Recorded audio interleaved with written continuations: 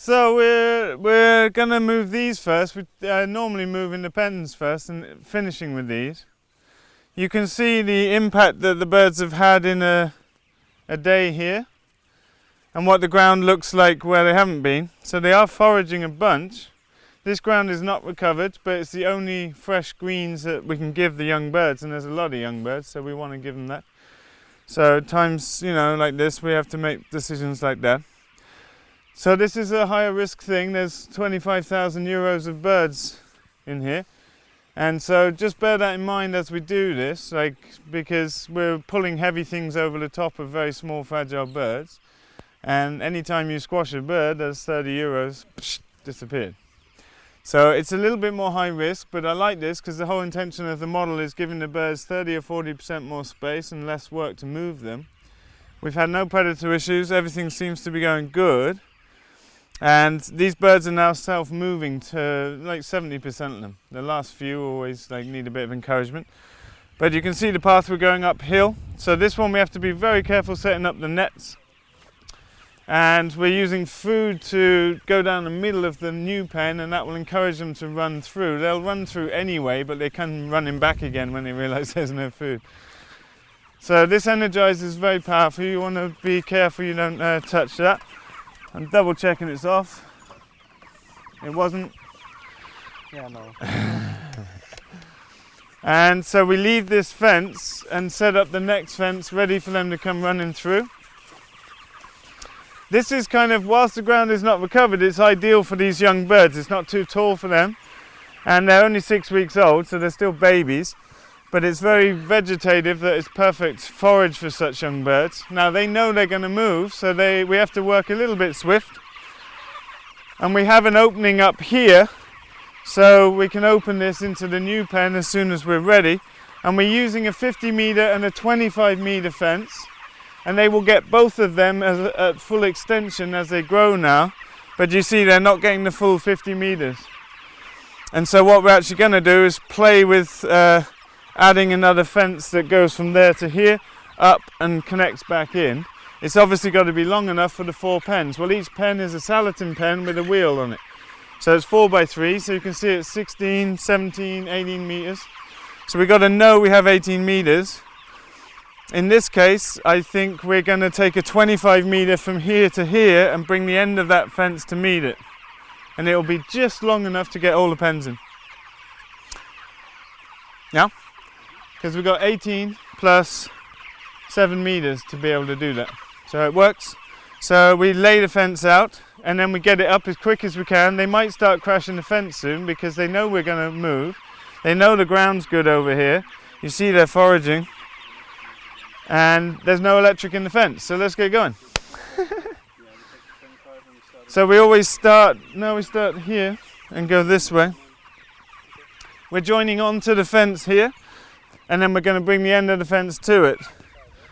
And then every second day we're setting up a new 50. So he has to bring the fence here. Lucas, you need to bring the end here. So that we know, we'll take this bit away as we let the birds through, but we need to know it's in the right place. So this is where it starts. And so when we get 2 sections across, then you can head 90 degrees that way. And so, Simon, do you want to put that corner post in where it was there?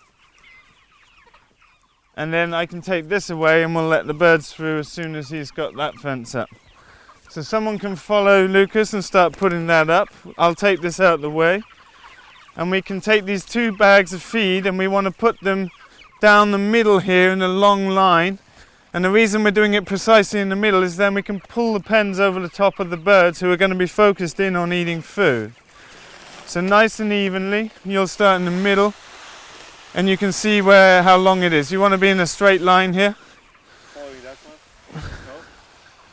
Straight up, really straight. And we're tensioning the bottom of the fence really well. So nice and straight. You guys, you should make one line right down the middle because now we're going to be in danger of squashing all the birds. It's counterproductive. So start in the middle, very clearly in the middle.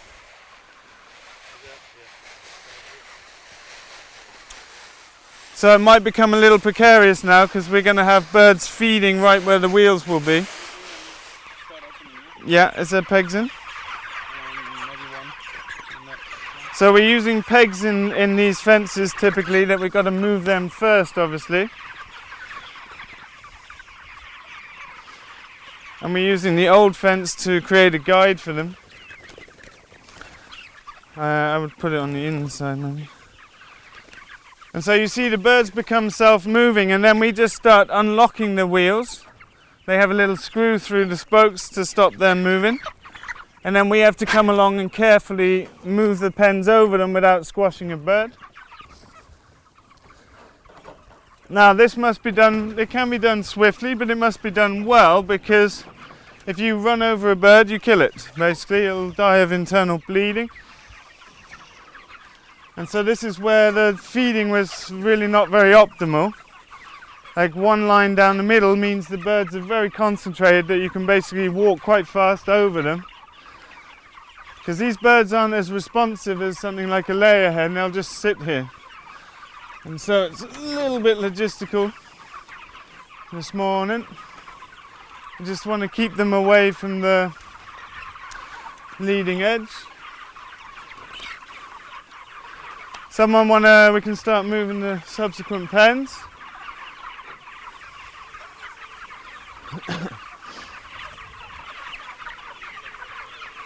And we're watching all our wheels. We're not just walking along, we're being very mindful of where we're at. I'm actually watching all the wheels, because I'm not sure if you're watching them. But I'm doing it alone, like I don't need other people to move this.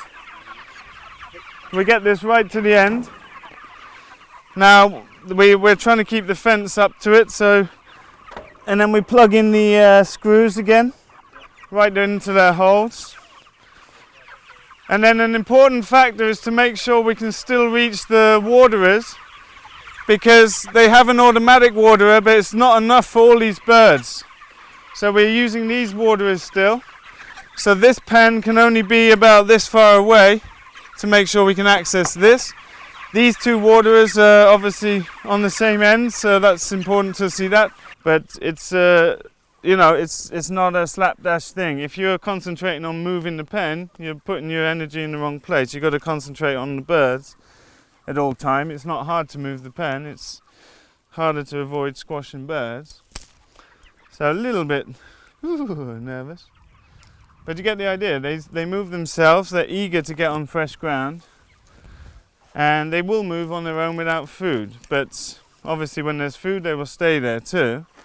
So then we're just getting the fence up the back. We're trying to keep it quite tight up to the structures. And because this isn't a natural connection, I need to sort of plug that under there, and I'll just tighten it back up again with this one. We want to get this waterer to the middle of the pen, so we need to actually enter again here, and we'll pull it all the way to the middle where it's accessible to the maximum amount of birds.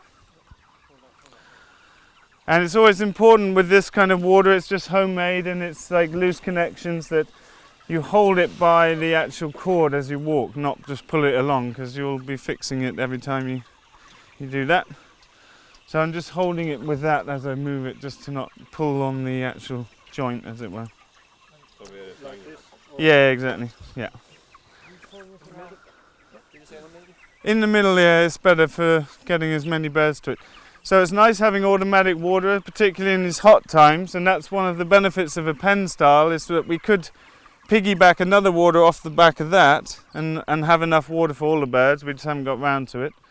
But right now I want to keep a water on each one, just so that birds have access to water really close, because they're not necessarily moving around so much. Right now, early in the morning, they're looking around, they're taking a lot of greens. Later on, they're sitting around talking about the football, how England beat Sweden, didn't they? Yeah, probably that's what's on their minds. They're English chickens, primarily. And yeah. And then the energizer will go back on where we come in, because that's where we want to turn it off again. This is a Swedish version of the things we've been using in the fields. It's rubbish. It's very strong, but it's totally impractical. It's too big, it's too clunky. In the photos it looked normal size because I bought it because of the rating of the power. It's the same rating kind of as the ones in the chickens. It's just double the size and weight, and so it's kind of impractical. So we use it for like static pig fencing or whatever. We just run out of energizers this year, so we're using it here. But you see how it's working with the, like this fence actually needs to be left in because it's part of the electric fence. Right? And that's a single, it's only got a single foot, so it's a rubbish quality fence. You need these double feet. They're much more practical, they're much more stable. This one's a nightmare to push in the ground because the pole is just bending out.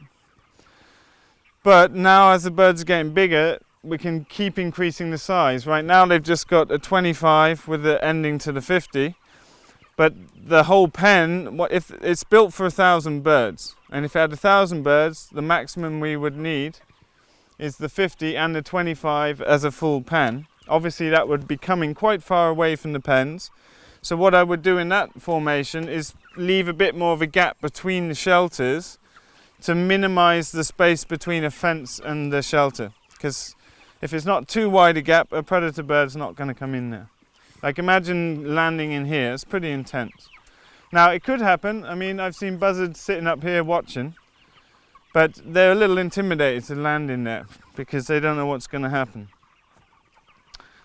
And so this one, it's a variable energizer, which is really nice because you can turn it right up to super strong. But in the very beginning when the birds come in, it's a bit too much. They're only this big and they haven't got all the feathers, and that can really shock them. And so now as they're bigger, we turn it right up, or not all the way up, but up enough that it really shocks them. And they learn pretty quick, like they don't sit on the fence ever anymore.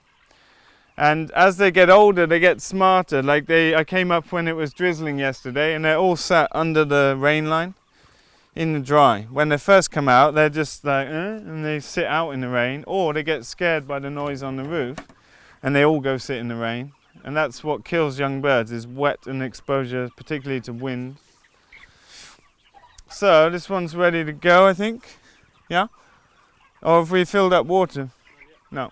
So we have to fill up water at the ends first, and then we're ready to turn it on. But pretty quick now, 1,000 birds can be done very swift, and they have more space, and that will increase the amount of forage they actually take. You see they really enjoy taking leaves and forbs. And they also at this age just eat sticks and whatever they haven't really worked out what's what, yeah.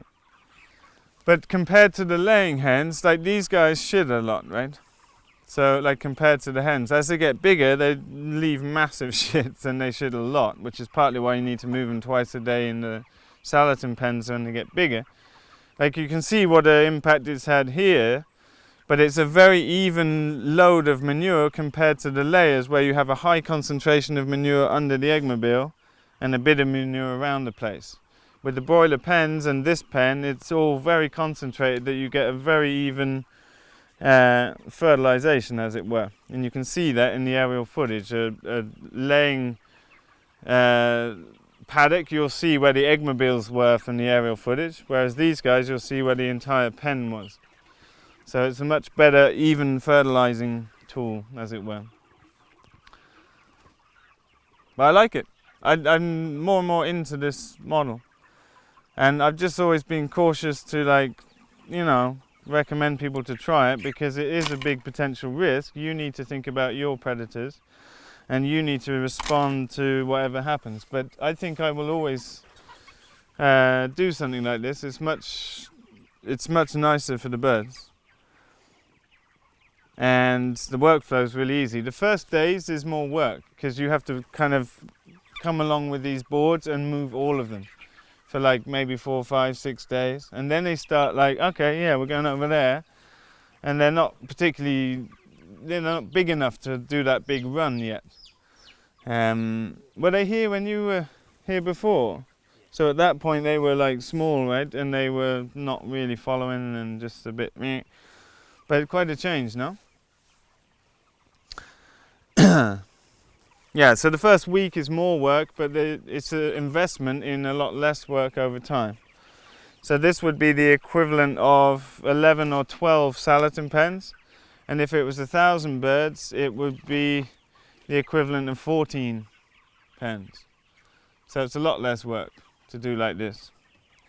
And the birds get a bunch more space when they get their full netting. So the amount of space a bird needs is based on a full-grown bird, right? When they're young, they don't need that much space because they're not moving around much. They're tiny still. So we're increasing the paddocks as the birds grow. Right now I'm happy with this size, but we've got this situation where we were using a 50 and a 25, and the reason we're doing that is we always want an opening for the next day, as it were. So if you can't do that with two 50s, it's too big a fence. So we've bought 25-meter fences just for this, and that allows us to always have a gate to join the next one with a gate and have a gate for the next. You know, you need a gate at both ends, otherwise it doesn't work. So this is like this model, you should think of it as a 1,000-bird model with a 50 and a 25-meter and 4 pens. But they have as much roof space as 5 salatin pens, but they have a lot more space on the ground, obviously. So the salatin pens are built to regulation of size, but in this case we want to give them a bit more space than that, because I think it's a bit intensive, the salatin style pens. They're also very well thought through. I mean, Joel Salatin's developed them over 40-50 years, and they work. And there's a reason they work, and there's some of the intricate details you can only appreciate by actually using them. It's all good trying to innovate and change things, but you know, there's a lot to be said for really trying to understand why people develop things over decades. You know, there's good reasons. But I do find it intensive, and I do think we could take care of birds' welfare a little bit better by giving them more space, more forage. And better, like in the hot spell we're having now, you see the other birds get very hot. And this has got a lot more ventilation. But on the equal opposite side, when it's wet and windy, these birds are more exposed. Now you could remedy that by just sticking some drop-down sheets on the side. A nice design addition here would be to put like a corrugated plastic V in front of each wheel. So it like scoots the birds out the way. But even then, probably feet would get stuck under. And then people wouldn't be being so cautious, they'd think it's automated, so they'd just pull it too fast and probably break feet. And so, you know, I'm cautious to do that because it's observational based, it needs to be done carefully. But I haven't ever put drop down sides because, yeah, I'm just curious how it goes like this. If I need to, I'll obviously come and do it. But we brought these birds out in a thunderstorm, it was like the only rain we'd had. And we actually came out and put sawdust under them and just made sure they were dry. But they were all inside in the dry, and so we just chose not to move them onto wet ground and just keep them where they were in the dry and put some bedding in there, and they were totally fine. You know, there was no problem. But they look good. For 6 weeks they look like pretty good. This was an unusual batch that they came out the brooder at very different sizes, some double the size of others. They're evening out a bit now, but it was unusual weight distribution from the beginning, I think. Now obviously you get some variance with males and females, and you get variance anyway just genetically, but they look like good healthy birds now. They're not grazing in the way a cow is, but you know, they're trampling a bit, but they have really grazed this. I mean look, they've eaten it. So I'm happy for them, but ultimately it's not ideal for the fields. Ideally, it would be long grass, graze with a cow, then come in with them. That would be much better. So that's part of our grazing planning, has been to get the ground ready for the birds, but then obviously that's all gone out of whack because the ground's just all not recovered, so we just got rid of the cows. But if we get some rain now, this will be a very nice, you know, it will recover very well, and in the autumn it will be very nice here.